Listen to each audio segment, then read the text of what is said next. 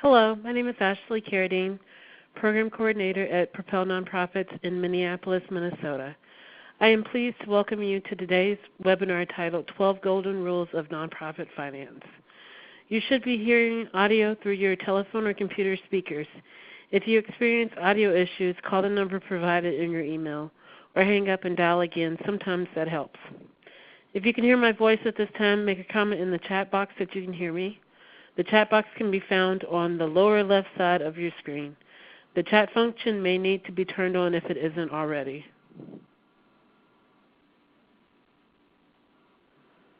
Okay. Thank you. You can use the chat box to communicate with the presenter during the session. Type questions or comments into the chat box. You may receive a response right away, or there may be a delay in response so the presenter can address your question to the entire group. Either way, your questions and comments are being monitored throughout this webinar training. A recording of this webinar will be shared with you following today's session just as it appears here today. If you are ready to begin, please raise your hand. To raise your hand, find the control on the menu bar at the bottom of your computer screen where you can change your status to hand raised. Okay.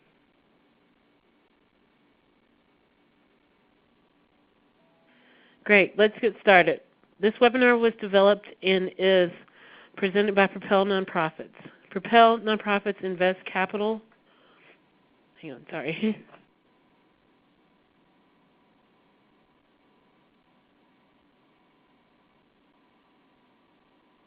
invest capital and expertise in nonprofits through loans, training, practical guidance, and financial management resources. Visit our website at www.propelnonprofits.org for more information about our full menu of services.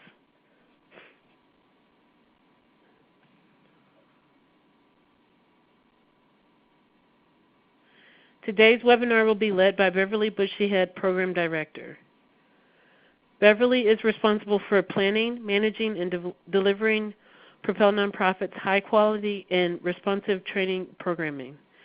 She earned 2 master's degrees in nonprofit management and public administration at Hamline University. Beverly serves on the Urban Indian Advisory Board appointed by the Minnesota Indian Affairs Council and the Cultural and Ethnic Communities Leadership Council, CECLC, appointed by the Minnesota Department of Human Services Commissioner. She serves as a coach for Wilder Foundation's Neighborhood Leadership Program and as a James P. Shannon Leadership Institute alumnus. Previously, Bev was a manager at Project for Pride in Living in Greater Twin Cities United Way. Thank you for joining us. I will turn it over to Beverly now. Hi everyone, thanks for joining us. If you think we're crazy, I know that on your screen it says Beverly Bushyhead, Loan Officer, and that's because I am transitioning from Program Director of Training to Loan Officer. So I apologize if that confused anyone. It just means that I know a lot about finance. So let's get started. We're going to talk today about rules around financial health. And there's a lot of confusion, and I know that you're interested or you wouldn't be here in wondering, what is financial health? What does it mean exactly? So that's what we're going to talk about today. Is it any of these items? It makes sense that it is, right? So financial resources that are directed to achieve mission.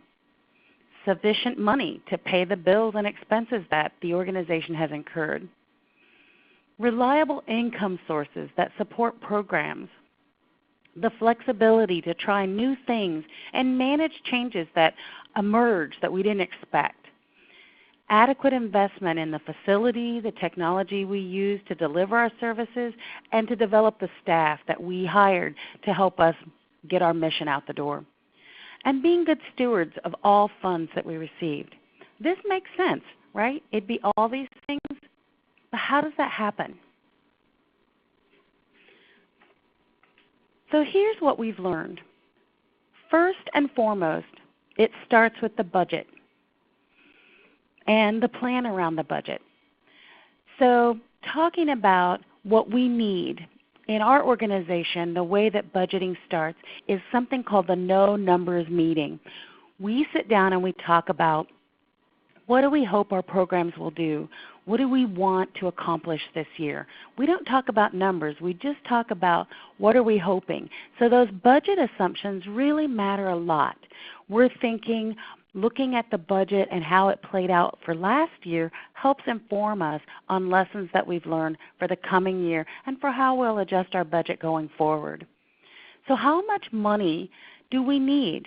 And are we making changes to our programs that mean also if we deliver more mission, we'll incur more expenses? And so looking at all those things we hope to accomplish in the next year affects our income as well as our expense, and remembering it costs money to do what we do. So if we decide that we're going to increase our income by increasing programming, how do we know we can expect that? Why is it expected? What told us that? Sometimes it's the evaluations at the end of the year. Sometimes it's a growing need. I talked to a woman recently in housing, and she said, yes, we're providing housing, a place to rest and sleep, but there's other needs that come with our residents, and we need to address that. How are we going to do that? Why are we going to do that? And then who will fund it? How will we generate money to cover those expenses? A realistic budget has all those assumptions and plans written into it. So it's not just a wish list. It's not just, oh, let's add 3% because that seems like the cost of living allowance we'd like to increase by. But it's really very much based in where's the money going to come from, why are we going to use that, and how much do we need? Do we know how much we need? Maybe some more evaluation is needed to understand how much additional will it cost us to increase our clients that we serve.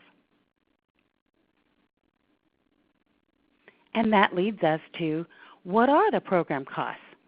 The role of the costs and the needs for delivering mission is really what drives our organizations, right? It's why we exist and what the community needs from us. So there are different kinds of program costs.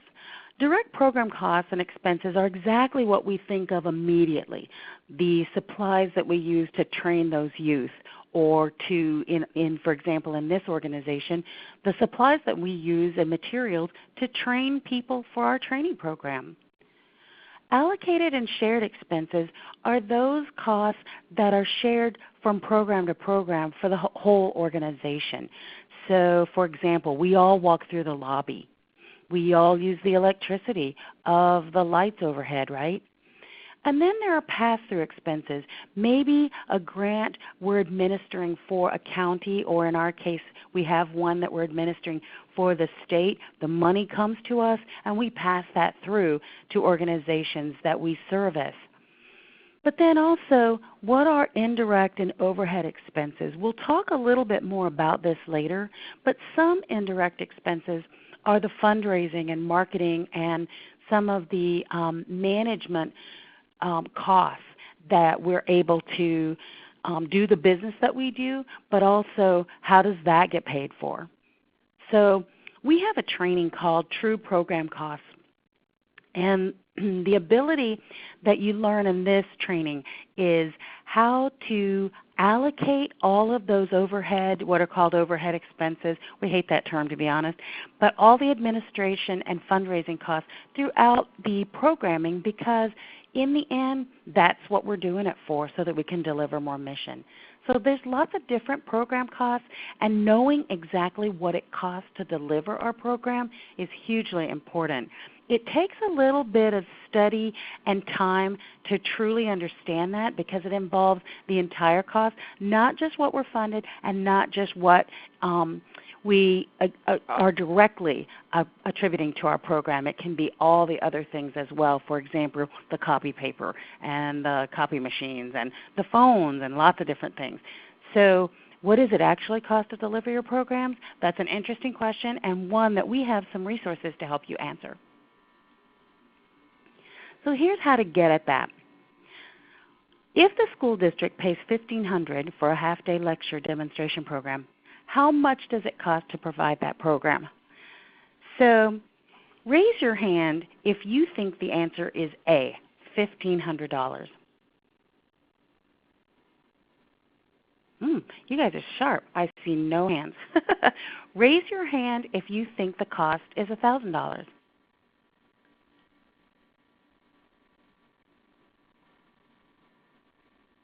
Okay, we got a couple of hands there. Raise your hand if you think the cost for this particular program is $3,000.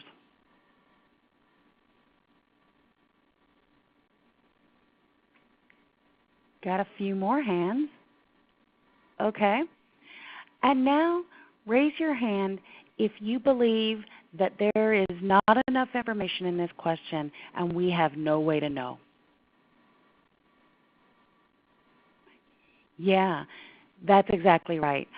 The school district might pay $1,500 for a half-day lecture, but that doesn't tell us how much it costs actually to provide that program. So sometimes we get kind of caught in that belief that if this is what we can bring in for a program, that that's what it costs. But we actually might not be getting fully reimbursed or funded for what it actually costs to deliver a program.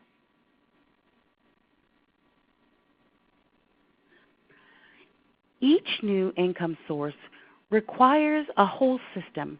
It requires a way to manage that funding. So here's what those systems might be. It requires a way to bring that money in. How did we solicit that? Did we do an RFP? Who manages the relationship with those funders? Do we have the right person in the seat to keep track of that transaction? So our financial staff are part of what's called administrative costs, but we want them to be competent. We want them to know exactly how to track funds that come in, how to record them in a way that's clear and helpful to the staff, to other finance, because that's part of the record then. And so if the systems to bring that income in and the operational structures aren't there, we won't do well with that income. So every time we need a different set type of income, we need to make sure that we have all the infrastructure around it to manage that. And then once it's in the organization and we've got it all squared away in finance, how will the program use that money? How will they receive it? How will we record it in programming? And then how will we continue those relationships with funders so that next year we can count on the same kind of income?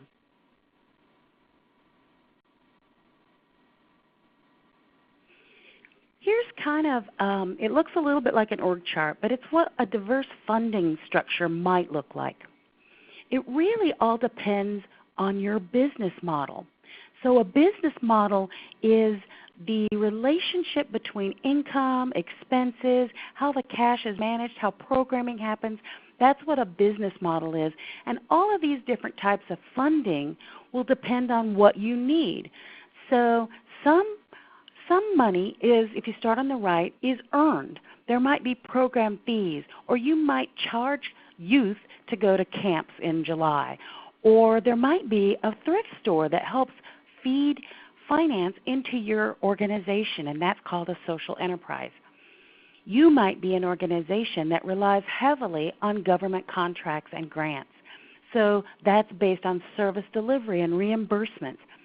All these different funding sources, while they require a system, they will also need to match what your business model looks like. So there might be restricted grants, but a membership organization might not need that. They might not have any restrictions. They might just need membership comes in, it's paid immediately, and that's it, cash only. So there's no need for tracking restrictions. Some organizations have special events. So every different kind of diversity and funding will depend on what kind of mission you have and also how you deliver that mission. We just mentioned this a little bit. This is what some funders won't fund. It's gotten quite a bad rap in the funding world. But really, how can our organizations or any business work without it? It's frankly the cost of doing business.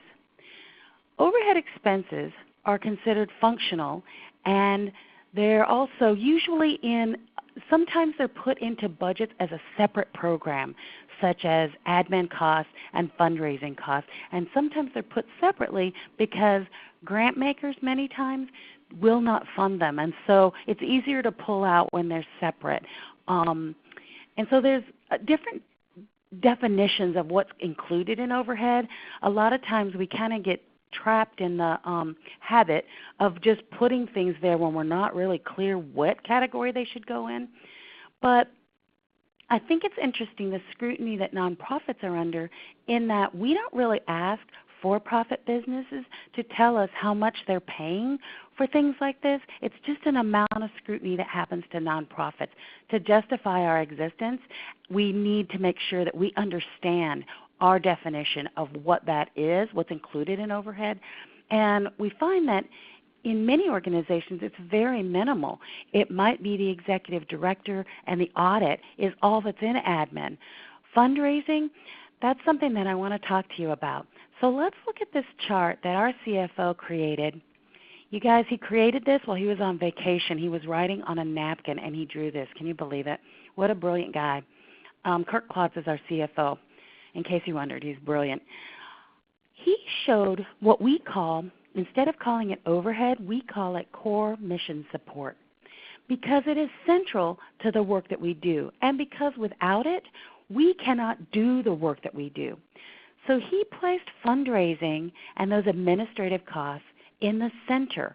They touch every single program because the executive director, the program directors, all the people that help administer the organization spend time overseeing and looking at and reviewing and evaluating each program. The fundraising that we do as an organization is absolutely necessary to do that work. We couldn't do it without it. So it's not like we're marketing something separate. We're marketing our organization and the business that we do. And if it's not covered by funders, can you see how a hole in the center really diminishes and weakens the entire organization? Because believe me, it is getting paid for somewhere, so how are we subsidizing that? I get that some funders cannot fund it based on their policies and criteria, but it still has to be funded somehow. And so some thought about what that means is really important. It's one reason why we're always thrilled when we get what's called Gen Ops. When we get money that is free for us to use for any purpose, we're grateful because it helps with those administrative and fundraising costs. Don't you love that core mission support? It's the center of what we do. So being able to keep delivering our services, being able to pay our expenses is the key to our continuation. Money doesn't always come in equal increments or at the same time each month. And this is for lots of reasons. Again, depending on your business model. Looking at when money comes in and when expenses need to be paid helps us anticipate times where cash might not be readily available. It's important to review this and monitor. We need to pay special attention to when our cash is needed from us so that we can consider other times when we might be low on that cash and how we can plan for it. It's difficult to strategize and plan for it if we aren't aware of it. So looking for that is really important. We have a template that could be helpful for this kind of managing cash flow, and all it asks of you, it's an Excel spreadsheet that asks you to plug in your money when it's going to actually arrive. So, like if you're going to get a grant, you don't just divide it by 12 and every month you'll get one. If you do, you're very lucky.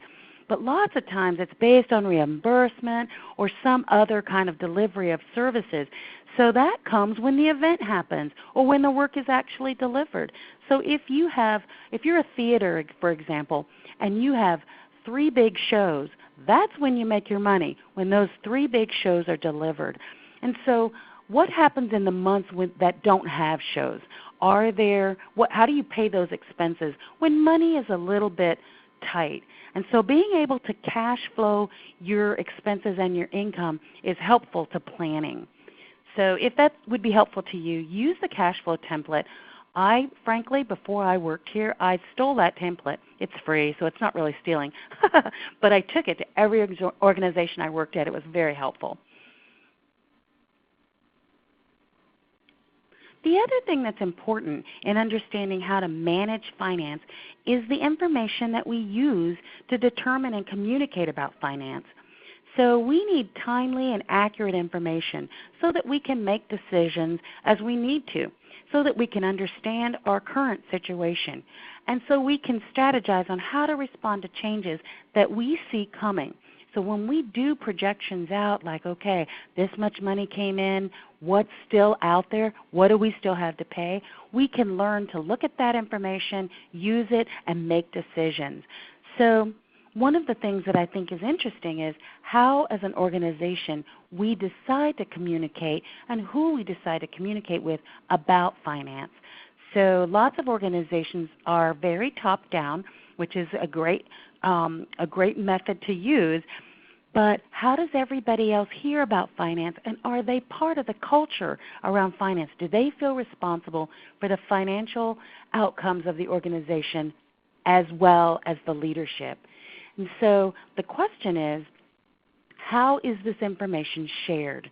One of the things that is interesting is if everyone at every desk, if everyone at every role in the organization knows that they impact the financial picture of that organization, will it change behavior?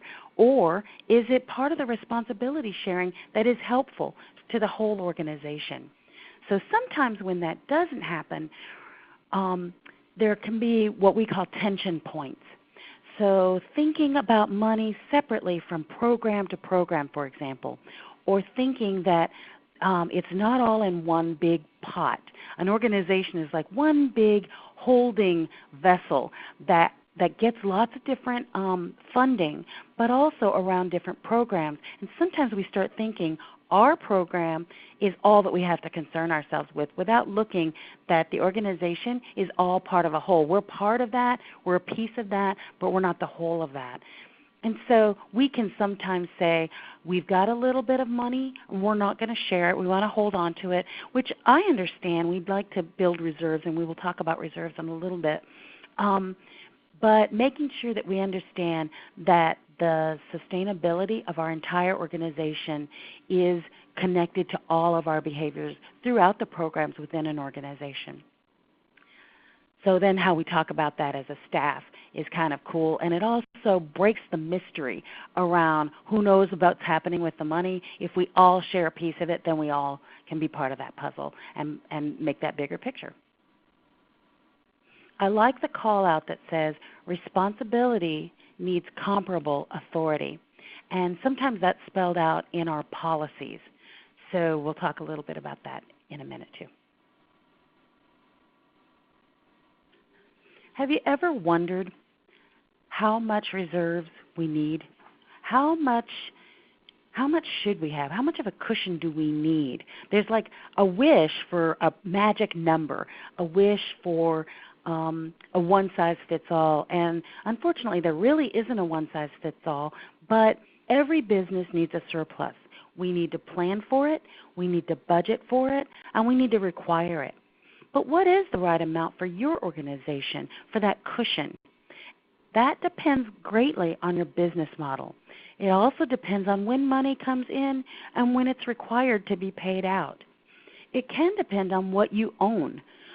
If there is a grant model where reimbursement is how you get paid, then the money to deliver the services to be reimbursed will be needed ahead of time to deliver the services in the first place before you get that reimbursement. So that would be a cushion that makes sense in that particular program to have on hand prior to the work being done. Or if you own a building, there's a roof, there's an HVAC system, and there's maintenance to consider. Theaters have different needs than after-school programs, for example. And some organizations have a computer lab for the public, and they need a different kind of thought about what their surplus needs to be. So what if some of those computers went down? What if some of those computers needed to be replaced? How would that happen? So the plan greatly depends on what services you provide, how you provide it, and how they're funded. There are also reserves that we can tap into. That is maybe opportunity reserves. It's really fascinating to hear people who are managing to build their reserves slowly, incrementally over time, and then what they decide to do with it. Sometimes a board can designate part of the surplus and earmark it for something that they know is coming, or they can also earmark it for just an opportunity that might present itself that no one sees coming. There's so much changing right now in the funding of nonprofits that maybe that's a cool thing to do, to have the board say we're going to hold this much just in case something happens that we can't predict right now.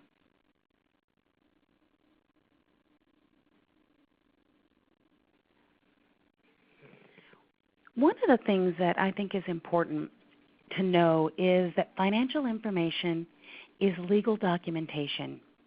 Of course, there's compliance matters like the 990 and the audit, but also the records and reports are a history of transactions that are an important story about your organization and how it's managed. And how do you communicate about your finances with your staff? And I imagine that's different with your board, and that might even be even different than how you communicate with the community. So I'm curious, mark in the chat box now, what are the different ways that you communicate about finance with your stakeholders? And I'm going to read the answers so that everyone can benefit from that. So someone said posting audits and 990s on the website, which is exactly right. It really increases transparency and a reputation of being there for the community. It's fantastic because then anyone can research that very well. Annual reports are an important way to communicate to community and to funders, donors. Here's an interesting one. Org messaging and meeting standards of Charity Navigator. That's fantastic, absolutely, because then that's somewhere where others can see that ability and management of finance within your organization. Another thing that I think is helpful, especially for boards, is making financial information very clear and easy to be actionable. So making dashboard reports or making it in a way that there are charts and graphs that lead them to a strategic ability to respond to things that they're seeing.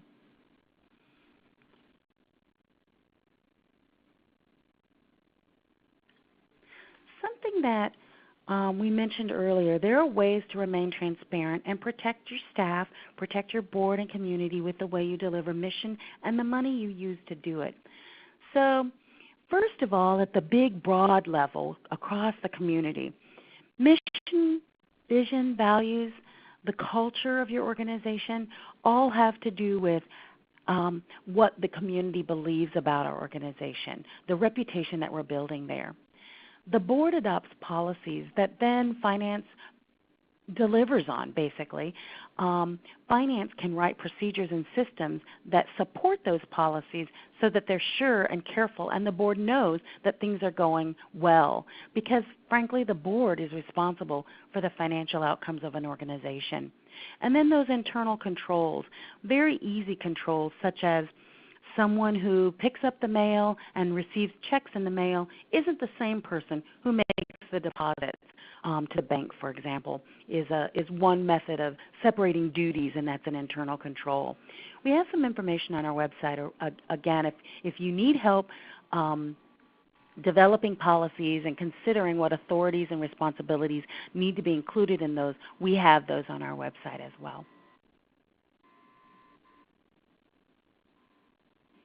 When nonprofits are reported in the news, financial issues are not the story we want to be the center of.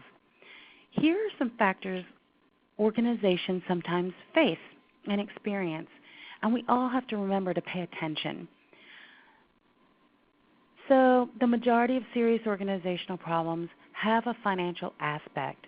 It's really important that we understand in our role, but also in our community and also in our organization, that financial part of it. Whatever that means at our position, making sure that we understand it and the impact on the whole program, on the whole organization, or whatever that might mean from where you sit. If we allow financial problems to just sit, thinking maybe they'll sort themselves out, it's usually not that kind of challenge. Usually it takes some kind of action or conversation or strategy to move away from that problem area, whatever that is. And mission is always the center of it. At Propel Nonprofits, we use a screening mechanism that helps us decide what our priorities are. So that's a way of protecting our resources, and it's also a way of protecting our capacity, which is greater than resources in a way. It's our human resources.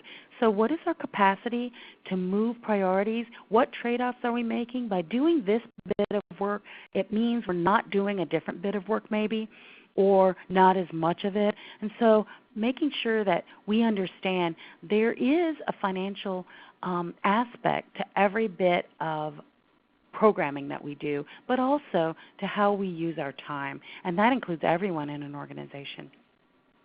And then the solutions mean that we all work together within an organization to consider that. So whether someone's making program decisions or just making decisions in their day at a different level of authority, we're all interdependent and it all kind of builds on each other.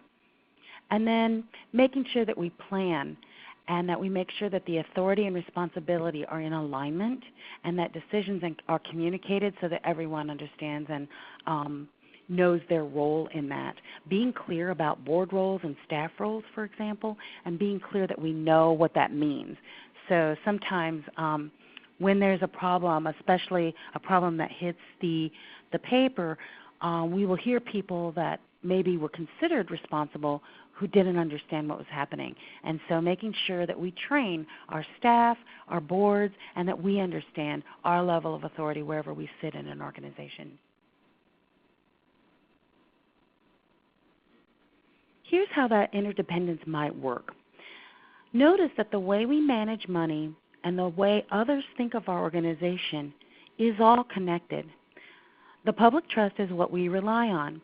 So earlier when someone mentioned Charity Navigator, absolutely, that's really relevant for knowing that donors and the community rely on some of those factors to understand who should they give money to, who should they turn to when they need programming or they need some services. So donors and mission delivery, employment, the community, it all rests on this reputation that we build by how we manage all of our money.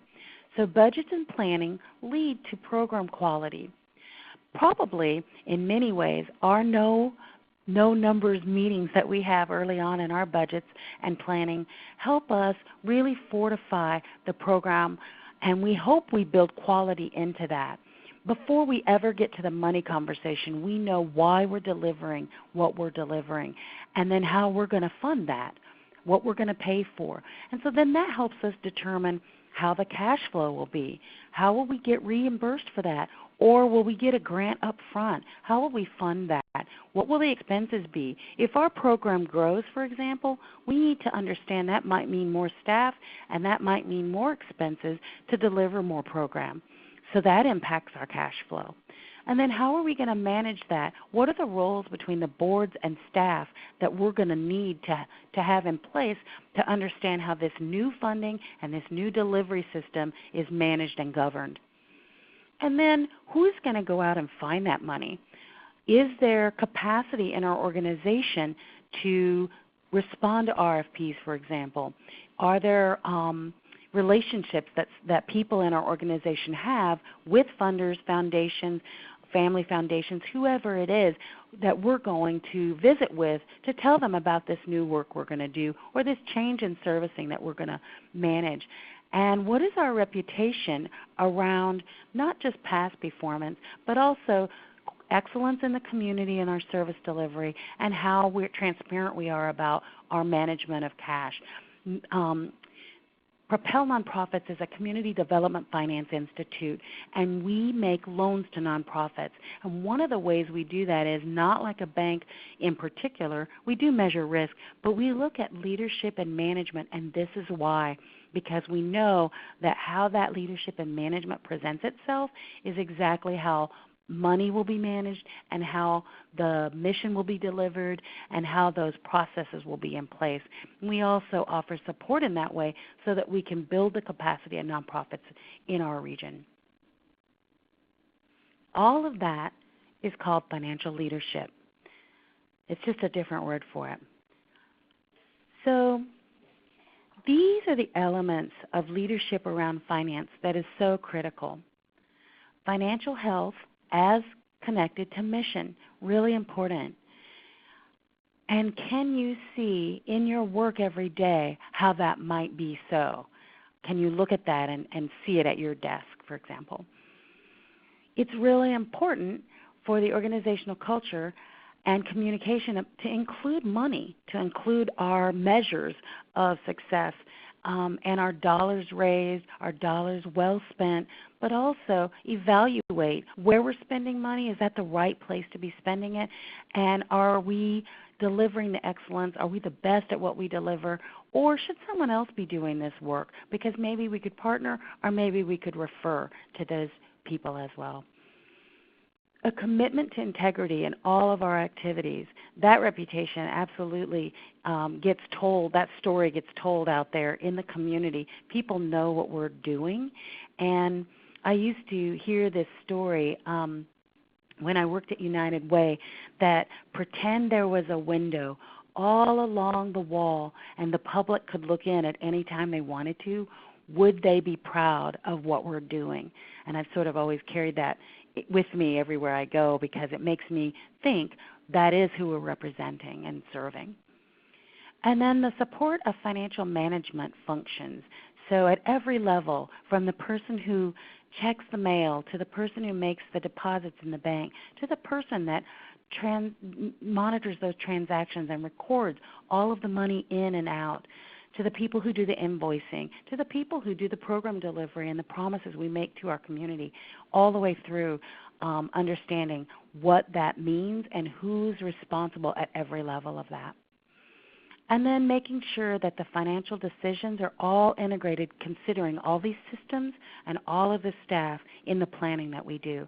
Planning, we do quarterly reports as well on what we learned, and that could be a kind of a cool tool to use so that next year's planning is easier, keeping notes on everything. And then responsibility for information and decisions. Who is that? So who's responsible for the information? Are they the same people as the ones who make the decisions? And at what level is that? And is that working? Are there any tensions there between the ED, for example, the board, a committee on the board, a committee of staff and leadership, just understanding where all that works within your organization.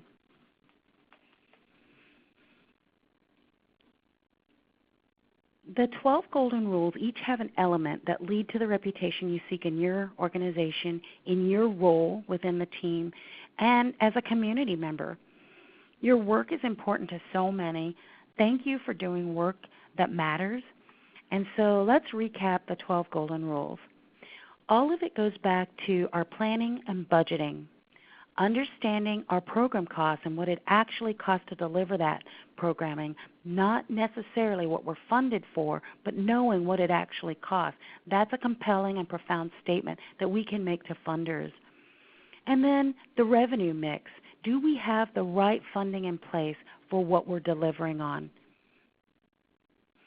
Our core mission support. Do we understand what our core mission support amounts are, how to allocate those across programs where they could belong, and then what's left of administrative costs and fundraising? We have a training coming up about that as well, and I really encourage everyone to attend. In December, there'll be a webinar on just core mission support. Please don't miss it. It's really very exciting. And cash flow. Do we know when money comes in? Do we have money when we need it? It's all sometimes about timing, and it's also about our business model. So, for example, we work with lots of charter schools, and money is held back. So they operate for part of the year on no money that has been reimbursed to them until like months down the road. And so that can be important to managing their cash flow, for example. And then financial information. How do we communicate at all levels about our finance? How do we communicate to our staff, to our donors, to our community, to our funders? How does our leadership talk about our finances? Does every staff person understand our current situation, or at least their responsibility where they sit in the organization? And then financial responsibility, those roles, those policies that we talked about earlier. How do we know who has the authority, who has the decision-making responsibility? Reserves, that's a huge challenge for many of us, not just to raise reserves and increase our cash on hand, but also what to do with them, how to earmark them, how much we need. I think that's a really common question. How much reserves do we need? Do we need 3 months? Do we need 6 months? Do we need a year? How many days cash on hand? That kind of thing becomes a measure that organizations use to help them determine what their benchmarks will be for money and for reserves. And then being transparent. I liked hearing that so many of you post your 990s on your website. That's helpful to community members and to funders who want to research you, because that's the first place that people look is looking at 990s online to learn more about an organization. Financial integrity is all of those things, how we're doing on all of those measures, what our financial leadership shows and demonstrates. And being able to manage that and predict our money is helpful to our ability to respond. So do we respond well not only to opportunities that are arising and emerging, and changing? So many things happen when funder decisions are changed, but also can we respond to opportunity when we see it, and can we respond to greater and growing needs in the community? So it's part of our building our capacity and building our infrastructure. And then understanding the interdependence within an organization, but something I'd like to propose as well is our interdependence within the sector. So I find that the needs don't, of course, hit just one organization. They hit all of us. And so what part of that will we take on as part of our mission that's already expressed, and how will we manage that, and how will we partner well with others? So that in an organization we partner from program to program, we share and refer within programming within an organization, but also in the greater sector, how are we doing that? Are there any questions at this point that you'd like to ask? We want to make sure that we respond to your questions before we end today so that we can give you what's very much relevant. So write your question in the chat box if you have any at this point.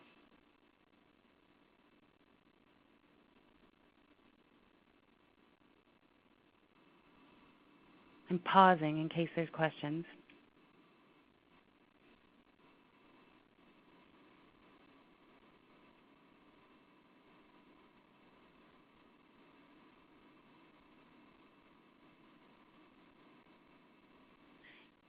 So the question is training on these concepts good for non-finance members of an organization? Absolutely. I think it's important to understand that we're all responsible at every level in an organization. We're all responsible for our part of the picture of the finance management within an organization. So at every desk it matters.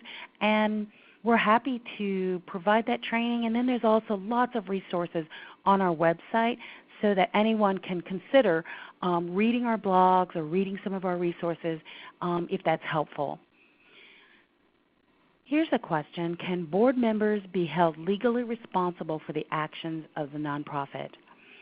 So absolutely.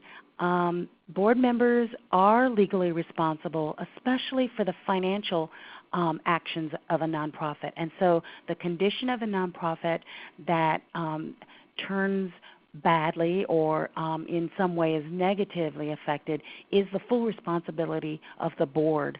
And so I'm not clear what you mean by this question, but I'm going to answer it two different ways. When a board member is out in the world shopping at Target, for example, they're a board member, but they're not the board. When they're all together in the room, they are the board. And so as that board together, they are responsible legally for that nonprofit. And so it really is in the best interest of board members to understand completely finance as the reports that they're getting, the board packet that they receive monthly or every other month or quarterly or whenever they get those reports, they need to understand what they're looking at. And if that is a question, please take some of our board trainings so that we can help you with that part. We have a training called Financial Clarity, and that helps. We walk through the financial packet that boards receive so that they know what they're looking at and can make decisions about it and be responsible for it. And another question is, what type of insurance can board members get to protect them from financial liability? And there's a directors and officers insurance policy that can be purchased very affordably. I think it's very much recommended. It's definitely worth it because it's affordable and it's helpful. I also think a different kind of insurance is to understand what the financial considerations are for that organization in which they serve, so that they can see things coming, understand what they're looking at, and be part of that decision making. That's where a board offers the greatest value, is in their strategic mind and their ability to forward a mission sustainably toward a future. So they're intended to look at a high level and sort of take into consideration the context and environment around the organization and within the sector, but also to consider the mission and its delivery and role that it plays within the sector. So I think there's a couple of different kinds of insurance, D&O insurance, obviously, directors and officers insurance, but also training so that boards are fluent in the language of financial leadership and at least financial oversight, and we have trainings that are offered to do that. So for a new nonprofit, do you offer a staff boot camp like your board boot camps? Absolutely. We can offer trainings to organizations, to boards, or to individuals. So at whatever level someone wants to get trained, we're happy to help with that. Please check out our website at www.propelnonprofits.org. Our training calendar is there. We appreciate the work you do. Thank you for joining us for this training. I hope you heard something helpful here today. Ashley has a few words for you before the webinar ends. Thank you. Thank you, everyone, for participating. Please take a few minutes to complete a short evaluation survey that will appear on your screen when the webinar ends. Your feedback will help improve our training in response to your needs. Also, to see more resources, check out our website at www.propelnonprofits.org. I also included that in the chat box a second ago. Or you can contact us anytime by calling our offices at 612-249-6700. Again, that's 612-249-6700. Any questions not answered today will be responded to via the email address you provided when you registered for this training. You will receive a recording of this webinar as well as links to all resources shared in today's training. Have a great afternoon, and thank you so much.